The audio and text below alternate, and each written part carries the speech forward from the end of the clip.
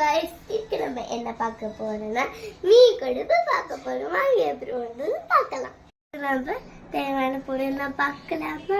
வெங்காயம், நறுக்கி வச்ச தக்காளி, பச்சை மிளகாய், சின்ன வெங்காயம், பூண்டு, அதுக்கப்புறம் ஊற வச்ச புளி. ஃபர்ஸ்ட் நம்ம எண்ணெய் ஊற்றிக்கலாம். இப்போ வடகம் போட்டுக்கலாம், வெங்காயம் போட்டுக்கலாம், சின்ன வெங்காயம், பச்சை மிளகாய், சின்ன பூண்டு, நறுக்கி வச்ச வெங்காயத்தை சேர்த்துக்கலாம்.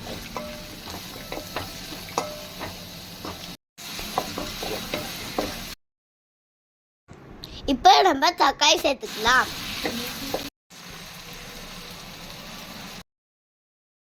உப்பு மட்டும் சேர்த்து நல்லா வதக்கிக்கலாம்.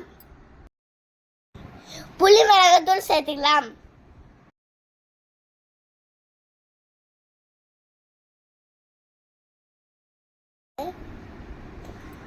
குழம்பு நல்லா கொதிச்சுக்கு அப்புறம் மீன் போட்டுக்கலாம்.